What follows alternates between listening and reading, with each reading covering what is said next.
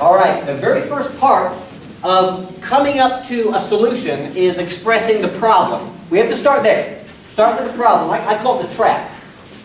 Threats, risks, awareness, and planning.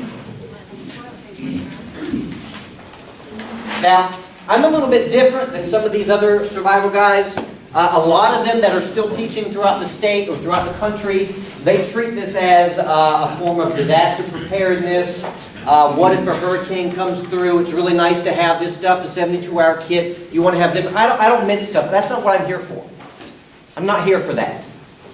Okay? I think some of the people that are doing this don't want to scare people, and they want to be real careful for the way that they're characterized. I'm not really too concerned with that. I'm here to cut it to you really, really straight. I'm not a theorist. I don't deal in theories. I deal with facts only. You can waste a lot of time dealing with theories and conspiracy stuff or whatever. It's not useful to you. The facts alone are 1,000 times the energy that you need once you have them squarely affixed in your mind. The facts alone are enough to get the thinking, feeling human being, the American soul, to do something about it. So we're just going to do the facts. Here's your threat. These 4 things are enough. There's 100 more, but these 4 are enough. The dollar. Okay? I could get into a long conversation on this, but I'm going to leave it just this. Beginning of 2009, there was about $880 billion in circulation. Actual physical dollar bills. Actual physical dollar bills. Now, I believe on slate is around 2.6 trillion. And if they raise the debt ceiling, it goes further. It can be as much as what we're looking at. We've got a target number of somewhere around 4.6 trillion possible. Now, that's not representing, if any of you know anything about this particular issue, about debt,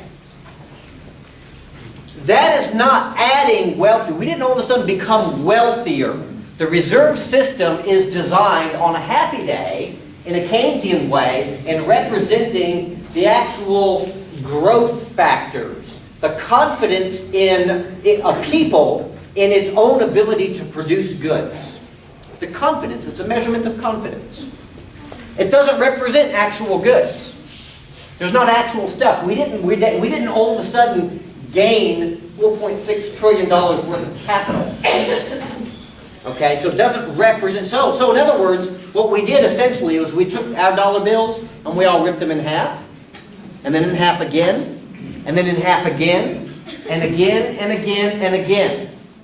To the point now where your dollar bill, on some estimates, is worth between 17 and 36 cents. Okay? Now, the factors for allowing that to just carefully bump down, they're not going to pull the rug out from underneath you. How many people have heard about the book Animal Spirits? It's required reading by the White House. Okay? Animal Spirits. It is a new method of viewing human behavior and economics. How many people have read Machiavelli, the Prince? Okay. You've read Machiavelli the Prince. Machiavelli the Prince is really, really critical to understand the nature of, not necessarily your enemy, but politics and power itself. I've heard a lot of people very, very concerned that they're going to come and take your guns, they're going to force you to do X, Y, Z. One of the studies of Machiavelli, if you get to the very end, you realize that they're telling themselves, the power itself is telling themselves, overt tyranny doesn't work. You do it, you pay. Overt tyranny doesn't work. You literally have to ask for it. You have to ask to be a slave. You see? It's a subtle shift. As soon as you ask for it, it's a lot harder than hitting the skids and having some trouble and finding a way to work yourself out. As soon as you've sold yourself, it sets up a cycle. It sets up 500, 1,000 years of slavery. They need you to ask for it. Oh, and they will. One of the most brilliant, well-financed traps in all human history is laid before us. Regular folks. Regular folks, that's what we are. Regular folks. And you're being presented with the most brilliantly laid plan in all human history. Authored perhaps by the great Satan himself. I would argue that actually quite effectively, I think.